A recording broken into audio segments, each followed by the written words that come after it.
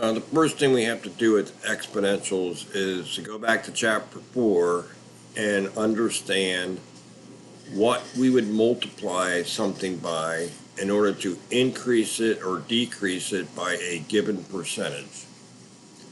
Okay, so let's say we have 8.2%. That's the percentage. The factor is 1 plus or minus the rate. And so in this case, it's going to be 1 plus, because I'm increasing, by 8.2 over 100. And if you put that in your calculator, you're going to get 1.082. That is the factor. If you want to increase something by 8.2%, you would multiply it by 1.082, and this becomes the base or the important number in exponentials. Now let's say you want to increase something. I'll just do another simple one. 6.3%. I want to increase something by 6.3%. Well, I would go 1 plus 6.3 over 100. Probably put it in my calculator so I don't make a mistake. And I'm going to get 1.063. So if I want to increase something by 6.3%, I would multiply it by 1.063. Now if I want to decrease it by, say, 12% or 12.5%. So I want to take a number and I want to decrease it by 12.5%. And then I put in my calculator 1 minus 12.5 over 100. And I would get 0.875. So if I want to decrease the number by 12.5%, I would multiply it by 0.875. Now this should make sense because 1 is the cutoff. If I multiply any number by 1, it won't change. If I multiply it by a number greater than 1, it'll get bigger. If I multiply it by a number less than 1, it'll get smaller. A lot of students have trouble with that negative one, so let's do another one. Say I want to decrease something, or I'm going to increase it by 120%. So I'm going to take a number and I'm going to increase it by 120%. So it's 1 increase, 120% means 120 over 100. So I would multiply it by 2.2, I believe.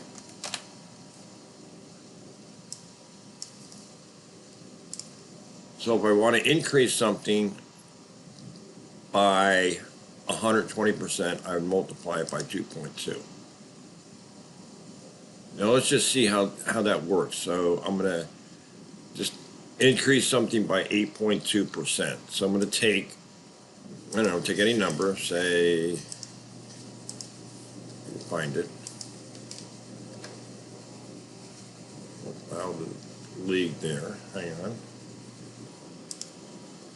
So to increase it by 8.2%, which means the factor is 8.2%. The factor is 1. I'm going to put this plus in here.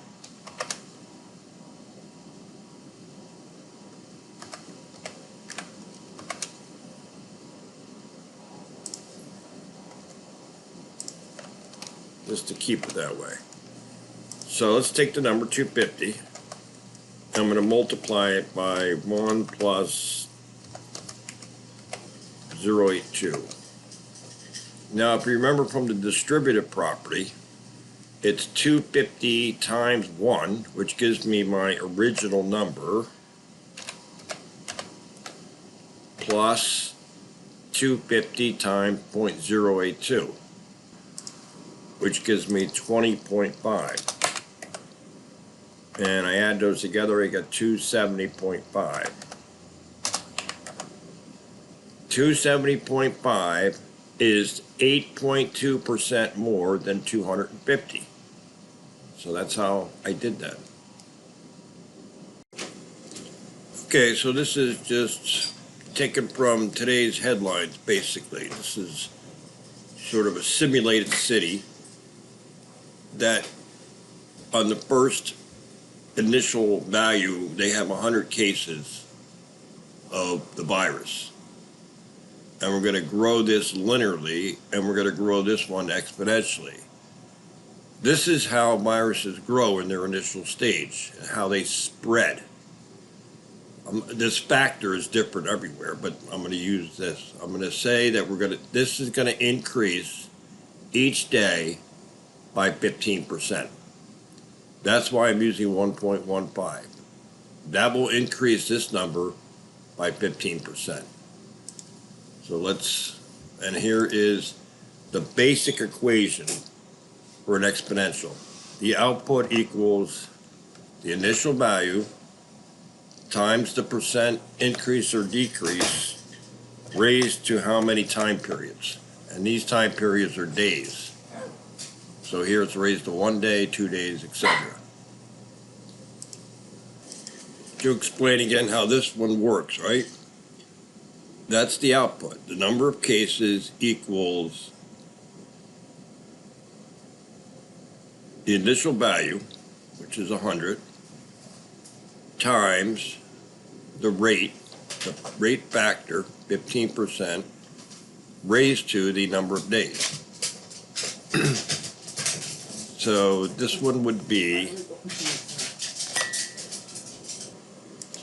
my initial value, which is going to change, times B, which is my growth factor, raised to the, in this case, first power. So it just means, this will just mean 100 times 1.15. I don't want that one changing either. So after 1 day, you get 100 cases, you discover after 1 day you have 115 at a growth factor of 15%. Now I'm going to make this equal to, I'm going to increase it by 15. So that plus 15. Oops. Plus 15. Now I can just run these down. And this linear equation is going to be the number of cases equals 15 times the number of days plus 100, which is the starting point, right? Because this is changing by 15 every time another day I add another 15. Now watch this one. Or I'll do one more here. So day two is going to equal my initial value, A, which I don't want to change, times my growth factor, which I don't want to change, raised to, in this case, the second day, which I do want changing. I'm going to make those, get rid of the decimals.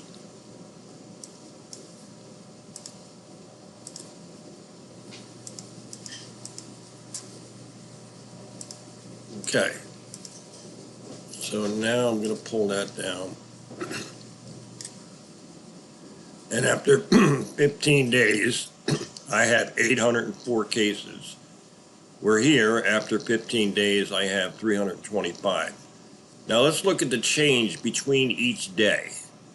So the change here between day 2 and day 1, the difference between day 2 and day 1, the change, is 15. And if I run that down, hopefully you'll understand that's going to stay at 15. Because that's the hallmark of a linear equation. The rate of change is constant. Now over here,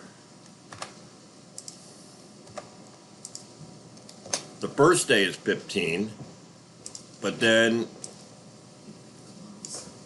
it changes each day. I'll make that into whole numbers. Notice how that changes every day. So the rate of change is not constant, but it's accelerating.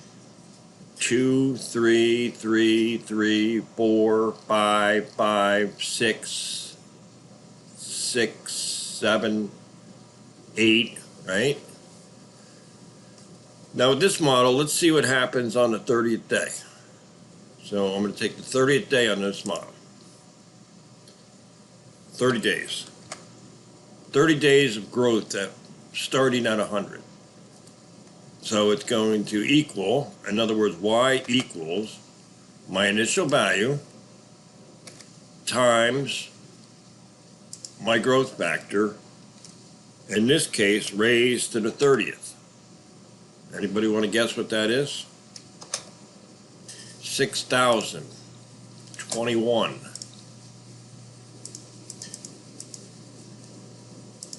That's why when they talk about lowering the curve, they're talking about changing the growth rate of the spread of the disease so that you don't overwhelm the hospitals.